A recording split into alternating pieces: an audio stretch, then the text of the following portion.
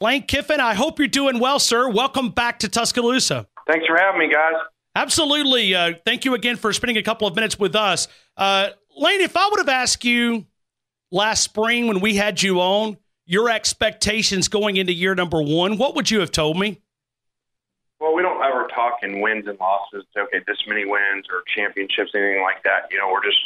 We're just trying to improve our program every day. And so, we were fortunate to have a great year, and we won 10 straight games to finish the season. And actually, these kids, I know in conference only played one game within 14 points. So, really remarkable job by these players, coaches. But if I would have told you were going to win 11 football games and a conference championship, what would you have told me? I would have said, let's take it. Where do we sign up? Sure. Lane, when you look at the University of Alabama and you spent your time here under Nick Saban, what was it working with Coach Saban, maybe that you came in, with perceived things about Nick Saban, and maybe what you left here with after working so close with him? I think that, his ability to help coaches, is probably second to none. And he continues to do an interview earlier today talking about, him hiring Butch Jones. Think about all the guys, Sarkisian and Loxley, myself, all these guys over the years. And not just gives you an opportunity, but really he coaches his coaches extremely well on every day, on every single aspect. So, that's unique. And so he coaches his coaches like he does players, and so you really improve a lot under him because of that. Did you take a lot of that with you? Because obviously you showed up with a sharp offensive mind. You'd been a head coach at several different places, NFL, college. Did you take some of that with you to Florida Atlantic? Yeah, definitely. The 3 years there, he really improved me from a CEO standpoint, from a standpoint of, I was an offensive head coach before, calling the plays, running every meeting. And I think, going there and seeing him, how he has his hands on everything, and not just within the X's and O's, but everything within the building, within the university. And so there's not a day goes by that, even in vacation, obviously, that he's not doing something, even if it's not just University of Alabama football, but for the University of Alabama, it's really unbelievable. So just try to take a lot of that here with us. We are talking right now about Lane Kiffin, and we're visiting with him. We spent a lot of time looking at, you mentioned the name Butch Jones a couple of minutes ago, and I know it was, you look at from a head coach down to being what Nick Saban labeled as an analyst intern. That has to be a humbling experience, and you kind of have to go into it going, hey, I'm going to have to take notes. I'm going to kind of learn some things that maybe I didn't do correctly there at Tennessee. What is that like you're a head coach, you're used to being in charge of everything, and then coming and working for Nick Saban and kind of having to go by his rules? Yeah, as I reflect back, I look at it this way. Anytime you take a new job anywhere, no matter what your profession is, there's some change and a little bit of getting used to. But when you go from being the boss, to being an assistant coach, Butch is a little bit different because he's off the field, but you go from being the head coach to the offensive coordinator directly, in charge of the offense, and then directly, getting your orders from the head coach. That takes a little bit of time to get used to again, and especially if you haven't worked for the person.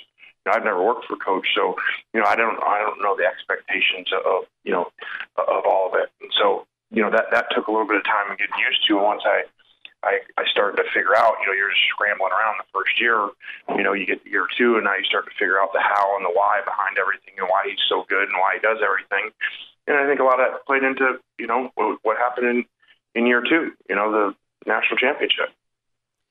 How did you help when we talk about changing Coach Saban? Because we give you a lot of credit for allowing Alabama's offense to open up, and it seems like it's been an evolution ever since you arrived, spent 3 years here, the opening up of Nick Saban. How did you get him, or how did you convince him to give you more control of that offense and allow the flexibility for him to give you the flexibility to open it up? Well, I think that's where the story is screwed up. I get all this credit for changing Alabama's offense and all the records and, Heisman, Blitnikoff, 3 straight SEC Offensive Players of the Year. But what is missed in that story is this was his idea. He hired me and said, I remember he specifically said, I feel like we're I think he said, a Lamborghini going off the edge of a cliff. Like, we're behind. We've got to, as much as he doesn't like the direction of college football, the run pass stuff and the way that it's officiated. He don't like that. But he was smart enough to figure out, hey, it gives us problems. We needed to start doing it. So all I did was come implement what I knew based off of what he said that he wanted to do. Okay. Well, I'm glad you helped us clear that up a little bit. Let's travel back down to Florida Atlantic. When you look at the expectations this season, we had a guy on a few weeks ago, and we were talking about expectations. With winning, the expectations come. And you look at the Florida Atlantic, for one, it's been talked about. I mean, we've talked more about Florida Atlantic. We're a college football show, and you guys are getting that attention going into the 2018 season. How do you handle not just, we talked about expectations, but now outside noise? Nick Saban would call it rat poison, right? We're all rat poison. How do you handle that? Because now there's more pressure to go back and duplicate what you guys were able to do in 2017. Yeah, it is. You hear coaches say all the time, it's harder to stay at the top than it is to get there. And that really is true, because not just because of what they hear, the rat poison and everything out there, and keeping them working and focused and not buying into preseason top 25, all those things that don't matter. But you take that, but then you also realize once you're up there, everybody's shooting at you. So what do? They spend their off season studying you. They're breaking down us in the conference. Hey, let's spend our time focused on them so we can beat the conference champ. So when you're on top, there's a lot of reasons to add into why it is so hard to stay up there, and why you don't see runs like what Coach has done here at Alabama rarely ever. When you look at Calvin Ridley, what separates him? What do you think? Because we're 4 weeks away from today, a guy that you helped develop and was a part of that. 4 weeks away from today, that he'll be a first round guy. He's projected to be a first round guy. What do you see in Calvin Ridley that maybe separates him and that will maybe have success on Sunday afternoon? Well, he'll definitely have success on Sundays. Phenomenal work ethic, much like Amari, and great speed. And so he was banged up at times. So I think once now that he's back and really healthy, I think that he's a premier player.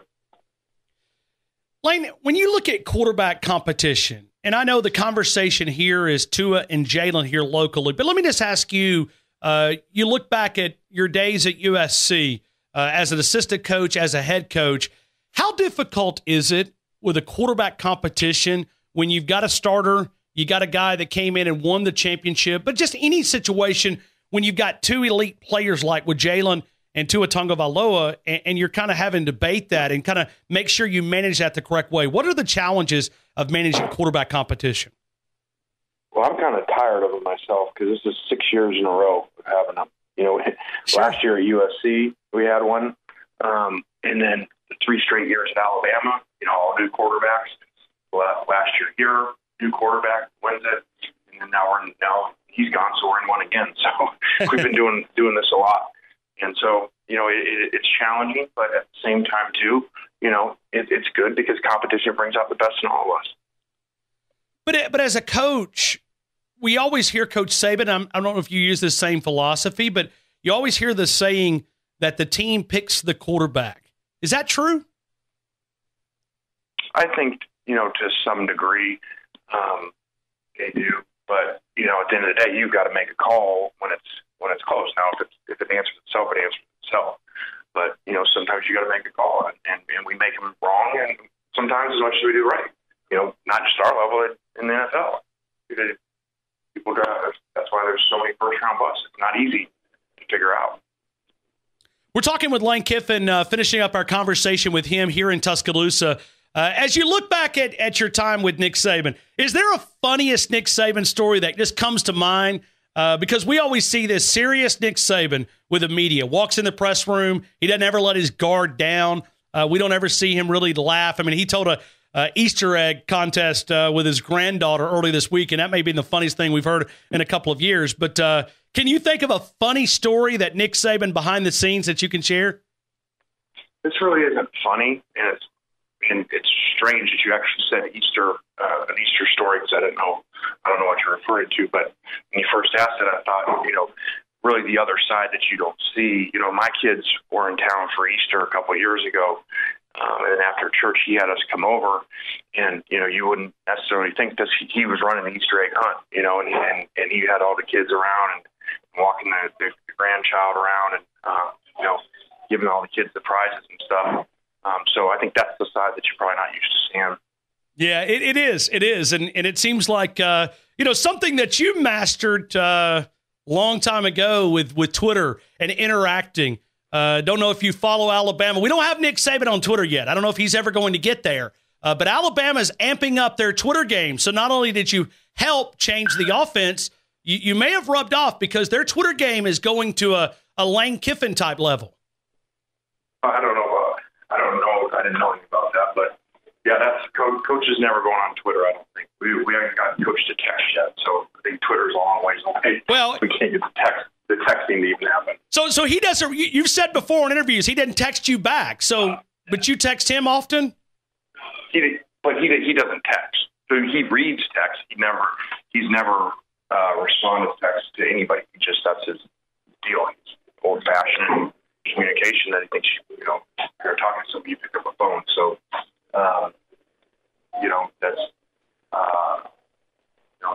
that's his deal. Lane, how do you beat Nick Saban? If you're designing a program to go after Nick Saban, how do you beat this guy? How do you attack him? Well, Kirby just about did it. That's probably one of the most close national championship games that could have went either way on any play. I watched it last week, on the Coaches Cup where you see more of it, and you realize how crazy it is. The fourth and goal from the 4, the running back false starts, but the refs miss it. And Tua is actually not throwing to Calvin, and Calvin comes across and catches it. So that game could have went either way. So I think the guy you really should be asking is Kirby, because he just about did it in year 2. So I think, obviously you got to play good defense like they did, but to probably, the answer really has been what? Think about it over a few years. It's tempo. It's going really fast and spreading them out. That's why we lost. When I was there, I think we were 40. I don't know what we were, 42-3 or something like that, 43-3, and 2 of the 3 losses were to Ole Miss. You freeze, tempo, spread out, give the defense problems. And that's really been the only recipes when he's lost. It's been the tempo's offenses. And it goes to Oklahoma, Ohio State, and then the Ole Misses, and then Clemson in the championship. So better have a quarterback that can move, better be able to go really fast. Lane, you were on in Baton Rouge a couple of weeks ago, and you mentioned 10 years left. I don't know if you were trying to agitate those Tigers down there, because when you mentioned 10 years in the SEC, nobody wants to see Nick Saban stick around except Alabama fans. You believe that? You think there's 10 years left in the tank of Nick Saban? For sure.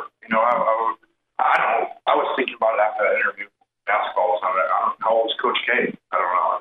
Look it up. Do you guys know? I do not know. Marquise, do you know how old Coach K is?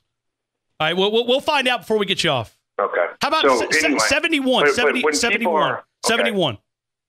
All right. He's still doing pretty well. So I think that, a lot of it, when at that age, it gets to be have you taken care of yourself? It's kind of like Tom Brady as a player is like Coach Saban as a coach. Coach is very healthy, takes care of himself, doesn't eat bad except for breakfast. It's the only bad thing he eats. And really mentally, I think because of running everything, because of being so every day on it, that he's kept himself young and fresh. So, and he's addicted to it. Some of those guys are like that. My dad's 77. He's still the last one to leave the office down here every day. So I think 10 years for sure. And it gets to use the Tom Brady of coaching. Well, we just read yesterday, and we talked about coaching, how you leave coaching, you think you can do without it, and you look at a guy like Steve Spurrier's being talked about getting back into coaching. I know it's a little bit different than college, and it may not be the grind of what you guys do in recruiting, but there's still a demand. We read yesterday on ESPN that Steve Spurrier's considering getting back in coaching at the semi-pro level, or the new league that's starting, the American Alliance of Football. So it's like You guys just cannot get it out of your blood. Once it's there, you cannot get rid of it. Well, think about it. Guys have done these for 40, 50 years. Not just say 44 years. So that was a year ago. So I think now he's been coaching for 45 years. That's a long time of doing something. It ain't a 9-to-5 job. So, you're basically every day, doing the same thing over and over and over again, for that long, 40, 50 years. It's a hard habit to break. Hey, Lane, thank you again for spending some time with us. Talk about your program, and I see you using Twitter. Come to FAU. It's become like a slogan trending across the country.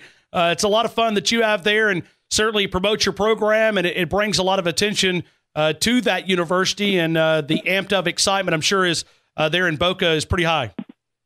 Yeah, it is. We're fortunate. I've mentioned it in the season as hot as anybody in the country, second longest win streak in the country behind UCF. So we've got a great schedule coming up. We're open at Oklahoma, play at UCF. It's the next road game after that. So very challenging and a lot of things to look forward to. Yeah, coming up in 154 days, Oklahoma and Florida Atlantic out in Norman, Oklahoma. Lane, thank you again for spending some time with us. I hope you have a great afternoon. I appreciate you giving us 15 minutes here in Tuscaloosa. Thank you. All right, guys. Have a great weekend. Thank you. Hey, thank you. Roll Tide to you.